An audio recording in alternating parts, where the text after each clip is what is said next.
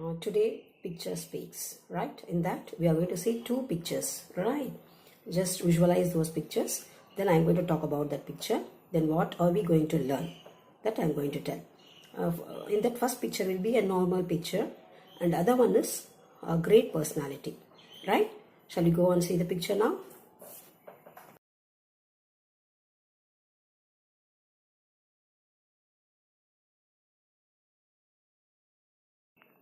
இப்போ நம்ம ரெண்டு பிக்சர்ஸ் பார்த்தோம் இல்லையா? ஒன்று வந்து ஒரு காப்லர் செருப்பு தைக்கிறவர் தைச்சிட்ருக்காரு.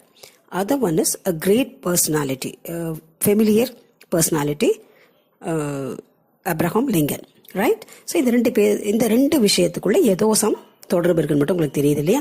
இது நிறைய பேருக்கு இந்த விஷயம் தெரிஞ்சிருக்கலாம், தெரியாதவங்களுக்காக இது. அப்ரஹாம் லிங்கன் வந்து ஒரு காப்லரோட பையன், அது செருப்பு தைக்கிறவரோட பையன். அவருக்கு வந்து 16th நிறைய தோல்விகள், அவமானங்கள் எல்லாமே சந்திச்சிருக்காரு. And he has become the president, 16th president of America. அப்படி வரும்போது அந்த ஜனாதிபதி பதவி ஏற்ற பிறகு அவர் வந்து ஒரு பெரிய செனட்டில் போயிட்டு ஒரு ஸ்பீச் கொடுக்கணும், இன்ட்ரோ ஸ்பீச் மாதிரி கொடுக்குறாரு. அப்படி கொடுக்கும்போது அதில் வந்து ஒரு ரிச் பர்சனாலிட்டி, அவங்களுக்குலாம் என்ன அப்படின்னா, ஒரு செருப்பு தைக்கிறோட பையன் நமக்கு ஜனாதிபதி ஆரம்பார். அதாவது அவங்கள பொறுத்தவரையில் பெரிய ஆளுங்களோட பசங்க தான் பெரிய ஆளுங்களா ஆகணும் அப்படிங்கிற மாதிரி ஒரு தாட்.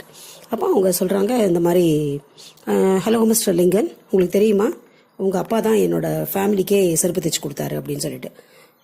அப்போ சாதாரண மற்றவங்களாம் என்ன பண்ணுவோம், நம்ம வில் கெட் ஆங்க்ரி இல்லையா? ஏன்னா இப்போ போய் இதை பேசணுமா, நான் I have become a great president now அப்படின்னு தான் நினைப்போம் இல்லையா? ஆனால் அப்ரஹாம் லிங்கன் என்ன சொன்னாராம், ஓ அப்படியா, அவருடைய செருப்பு தைக்கிற கலை வந்து மிக உன்னதமான கலை, அதை வந்து நீங்கள் இன்னைக்கும் ஞாபகப்படுத்தி வச்சுருக்கீங்க. அவரோட கலையினால என்ன நீங்கள் இப்போது நினைக்கிறீங்க அப்படின்போது எனக்கு ரொம்ப சந்தோஷமா இருக்கு. அவர் ஒரு பெரிய மேதை, ஒரு படைப்பாளி அவர்.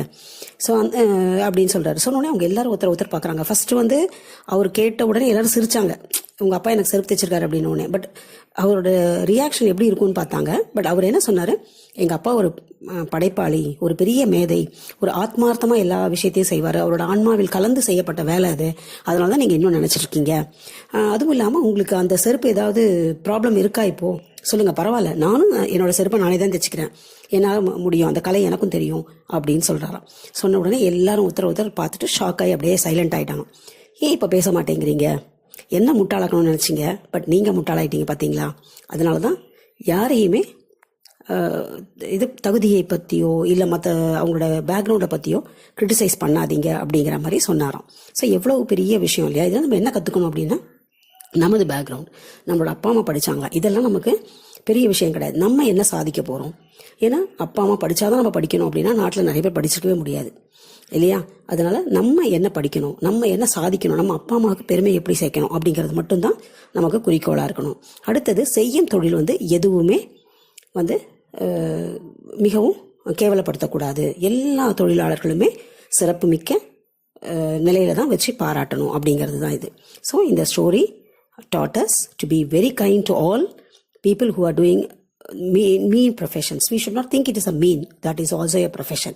அதையும் ஒரு தொழிலாக, கலையாக பாவிச்சு நம்ம அவங்களுக்கு மரியாதை கொடுக்கணும். நிறைய பேர் என்ன பண்ணுவாங்க, செருப்பு தைக்கிறவங்க கிட்ட காலர் அப்படி தூக்கி போட்டு இந்தாங்க அப்படின்னு சொல்லுவாங்க. அப்படி இல்லாமல் நம்ம குனிஞ்சு அதை எடுத்து கொடுத்து, காசையும் குனிஞ்சு அவங்க கையில் கொடுத்து வாங்கணும் அப்படிங்கிறத தெரிஞ்சுக்கணும்.